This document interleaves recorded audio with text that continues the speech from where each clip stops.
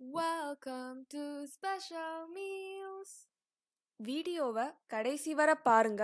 அப்போதான் புளியோதரை செய்ய தேவையான குட்டி குட்டி டிப்ஸ் எல்லாம் மிஸ் ஆகாம நீங்க எதிர்பார்க்குற சுவையில புளியோதரை கிடைக்கும். மார்கழி மாசம் அதிகால நேரத்துல பெருமாள் கோயில்ல தரக்கூடிய புளியோதரை எவ்வளவு டேஸ்டா இருக்குமோ அதே டேஸ்ட்ல இன்னைக்கு நாம புளியோதரை பண்ண போறோம். அதுக்கு என்னென்ன பொருள்லாம் தேவைன்னு பார்க்கலாம். அரைக்க தேவையான பொருட்கள் 2 டேபிள் ஸ்பூன் வேர்க்கடலை, 1 டேபிள் ஸ்பூன் எள்ளு, சின்ன துண்டு இஞ்சி, ஒரு பல் பூண்டு, 2 பச்சை மிளகாய், 2 காஞ்ச மிளகாய், அரை டீஸ்பூன் சீரகம், கொஞ்சம் உப்பு. பிற தேவையான பொருட்கள் 200 கிராம் அரிசி, 4 டேபிள் ஸ்பூன் நல்லெண்ணெய், 2 டேபிள் ஸ்பூன் வேர்க்கடலை, கொஞ்சம் கடுகு, 1 டேபிள் ஸ்பூன் கடலைப்பருப்பு, 1 டேபிள் ஸ்பூன் உடைச்ச கருப்பு உளுந்து, ஒரு காஞ்ச மிளகாய், சிறிது பெருங்காயம், கொஞ்சம் கருவேப்பிலை, பெரிய எலுமிச்சம் பழம் அளவில் புளி, அரை டீஸ்பூன் மஞ்சள் தூள், தேவையான அளவு உப்பு. ஒரு பாத்திரத்தில் 4 கப் தண்ணி வச்சுருக்கேன். நம்ம இன்னைக்கு சாதத்தை வடித்து தான் எடுக்க போகிறோம். அதனால் தண்ணி பர்ஃபெக்ட் மெஷர்மெண்ட்டில் இருக்கணுன்ட்டு அவசியம் இல்லை. தண்ணி நல்லா கொதிச்சதும் 1 கப் அரிசியை கழுவி அதில் போட்டு நல்லா கிண்டி விட்டுக்கோங்க. இப்படி கிண்டுனா அரிசி பாத்திரத்தோட அடியில் ஒட்டாது. இதில் 2 டீஸ்பூன் எண்ணெய் விட்டுப்போம். அப்போ அரிசி ஒன்றோட ஒன்று ஒட்டிக்காம சாதம் பொல பொலன்னு வரும். பச்சரிசி புழுங்கல் அரிசின்னு எந்த அரிசிலையும் புளியோதரை செய்யலாம். ஆனால் பச்சரிசியில் செய்தால் ரொம்ப நல்லாயிருக்கும். அரிசி அரைவேக்காட்டில் இருக்கும்போதே அடுப்பை ஆஃப் பண்ணிக்கோங்க. ஃபுல்லாக வேக விடக்கூடாது. அப்போ புளிக்காய்ச்சல் விட்டு கிண்டும்போது அரிசி கூலாயிடும். உடனே சாதத்தில் உள்ள தண்ணியை வடிச்சிட்டு மூடி வச்சிடலாம். இந்த சூட்லேயே சாதம் இன்னும் கொஞ்சம் வெந்துடும். இப்போ 2 டேபிள் ஸ்பூன் கடலையை மிதமான தீயில நல்லா வறுத்துக்கலாம். வறுக்கிறதுக்கு யூஸ் பண்ணுற இந்த ஸ்பூனை தான் டேபிள் ஸ்பூன் மெஷர்மெண்ட்ஸ்க்கு நான் யூஸ் பண்ணுறேன். கடலை நல்லா வறுபட்டதும் தனியாக எடுத்து ஆற வச்சிடலாம். இப்போ நல்லா வறுத்தாச்சு. இதை தனியாக எடுத்து வச்சுக்கலாம். இப்போ 1 டேபிள் ஸ்பூன் எள்ளை நல்லா வறுக்க போகிறோம். எள் வறுப்பட்டு வெடிக்கிற வரைக்கும் வறுத்துக்கணும். தீ மெதமாக எரியணும். இன்னைக்கு எள் பொடி கடலை பொடி ரெண்டும் போட்டு புளியோதரை பண்ண போகிறோம்.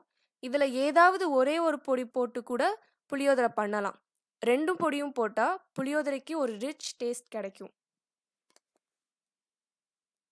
பாருங்க, எள் நல்லா வெடிக்குது. இப்போ அரை டீஸ்பூன் சீரகத்தை வறுத்துக்கலாம். வாசனை வரும் அளவுக்கு சீரகத்தை வறுத்தா போதும். அப்புறம் அதை வறுத்த எள்ளோட கொட்டி அரைச்சி வச்சிடலாம். இப்போ அரை டீஸ்பூன் உப்பு, அப்புறம் 2 காஞ்ச மிளகாய் போட்டு மிதமான தீயில வறுக்க போகிறோம். உப்பு போட்டு வறுத்தா காஞ்ச மிளகாயோட கலர் மாறாம வறுக்க முடியும். நீங்களே பாருங்க, மிளகாய் நல்லா வறுபட்டுடுச்சு. ஆனால் கலர் இன்னும் மாறவே இல்லை. இப்போ இந்த மிளகாவையும் உப்பையும் அரைக்க போகிறோம். உப்போட சேர்த்து அரைக்கும்போது மிளகாயும் நல்லா அரைஞ்சிடும். இப்போ இதில் வறுத்து ஆறின எள்ளையும் சீரகத்தையும் போட்டு கொரகொரன்னு திரிச்சுக்கலாம். எள்ளு திரிக்கும்போது மிக்சியை ஒரேடியாக ஓட விடாமல் ஸ்டாப் பண்ணி திரிச்சுக்கோங்க. கண்டினியூஸாக ஓட விட்டிங்கன்னா எள்ளுலேருந்து எண்ணெய் வந்துடும். இந்த மாதிரி பவுடராக கிடைக்காது. இதே மெத்தட்லேயே வறுத்த வேர்க்கடலையும் கொரகொரப்பாக திரிச்சுக்கோங்க. 2 பச்சை மிளகாய், ஒரு பெரிய பல் பூண்டு, ஒரு சின்ன துண்டு இஞ்சி 3யும் சேர்த்து மிக்சியில் அரைச்சி எடுத்துப்போம். இப்போ 4 டேபிள் ஸ்பூன் நல்லெண்ணெய் எடுத்துப்போம். அடுப்பு மிதமான தீயில எரியட்டும். நல்லெண்ணெய் நிறைய சேர்த்தாதான் புளியோதரை டேஸ்டியாக இருக்கும். இதில் 2 டேபிள் ஸ்பூன் வேர்க்கடலையை போட்டு வறுத்துக்கலாம். உங்களுக்கு கடலை பிடிக்கும்னா 3 டேபிள் ஸ்பூன் கூட போட்டு வறுத்துக்கலாம். கடலை வறுப்பட்டதும் 1/4 டீஸ்பூன் கடுகை போட்டுடுவோம். கடுகு வறுப்பட்டு வெடிச்சதும் இதில் 1 டேபிள் ஸ்பூன் கடலைப்பருப்பை போட்டு வறுப்போம். பாருங்க, கடுகு வறுப்பட்டுடுச்சு. இப்போ கடலைப்பருப்பை போட்டுடலாம். கடலைப்பருப்பு பொன்னிறமானதும் அதில் 1/2 டேபிள் ஸ்பூன் உடைச்ச உளுந்தையும் ஒரு காஞ்ச மிளகாவையும் போட்டுக்கலாம். காஞ்ச மிளகாவை கிள்ளி போடாமல் நீங்கள் பார்த்தீங்கன்னா இன்றைக்கி நான் முழுசாகவே போட்டிருக்கேன். இப்படி போட்டால் காஞ்ச மிளகாவோட ஃப்ளேவர் கிடைக்கும். மிளகா விதைகளும் வாயில கடிப்படாது. கொரகொரன்னு அரைச்ச இஞ்சி, பூண்டு, பச்சை மிளகாய் விழுத போட்டு லைட்டா வதக்கிக்கலாம். உங்க காரத்துக்கு தகுந்த மாதிரி நீங்க மிளகாவை கூட்டி அல்லது குறைச்சு வச்சுக்கோங்க. இந்த பேஸ்ட் புளியோதரைக்கு நல்ல ஒரு ஃப்ளேவரை கொடுக்கும். இதெல்லாம் நல்லா மிக்ஸ் ஆனதுக்கு அப்புறம் இப்போ இதுல கொஞ்சமா பெருங்காயத்தூளை போட்டுடுவோம்.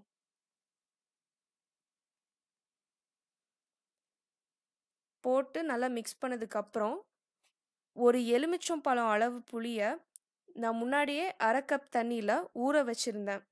இப்போ அந்த புளிய நல்லா கரைச்சு இதுல ஊத்திப்போம். 1/2 கப்புக்கு மேல தண்ணி எடுக்க வேண்டாம். இப்போ இதுல 1/2 டீஸ்பூன் மஞ்சள் தூள் போட்டுடுவோம். அப்புறமா கொஞ்சம் கருவேப்பிலையும் போட்டுடலாம். தேவையான அளவுக்கு உப்பையும் சேர்த்துக்கோங்க. நம்ம ஏற்கனவே எள்ளு திரிக்கும் போது உப்பு போட்டிருக்கோம். அதனால இப்போ கொஞ்சம் குறைவா போட்டுக்கலாம். இப்போ இது நல்லா கொதிக்கட்டும். நம்ம ஊத்துன எண்ணெய் பிரிஞ்சு மேலே வரது வரைக்கும் மிதமான தீயில இது கொதிக்கட்டும். எண்ணெய் மேலே ஒரு லேயரா தெரியுது பாருங்க. இப்போ இது நல்லா கொதிச்சிருச்சு. இப்போ உங்களால் அந்த லேயர் பார்க்க முடியும். இப்போ நம்ம அடுப்பை ஆஃப் பண்ணிடலாம். இந்த புளிக்காய்ச்சல் நல்லா ஆறுனதுக்கு அப்புறம் தான் இதை நம்ம சாதத்தில் சேர்க்கணும். அப்போந்தான் சாதம் உதிரி உதிரியா வரும். நம்ம வடிச்சு வச்ச சாதமும் நல்லா ஆறிடுச்சு. இப்போ இதில் திரிச்சு வச்ச எள்ளு, வேர்க்கடலை பொடிகளை சேர்த்து நல்லா மிக்ஸ் பண்ணிப்போம். மிக்ஸ் பண்ணும்போதே நல்ல வாசனை வரும். இதில் ஆறின புளிக்காய்ச்சலையும் போட்டு நல்லா மிக்ஸ் பண்ணிடலாம். அவ்வளவுதான், சுவையான புளியோதரை ரெடி. இந்த வீடியோ உங்களுக்கு பிடிச்சிருந்தா ஸ்பெஷல் மீல்ஸ்க்கு மறக்காம சப்ஸ்கிரைப் பண்ணுங்க. பக்கத்தில் உள்ள பெல் பட்டனையும் ப்ரெஸ் பண்ணுங்க.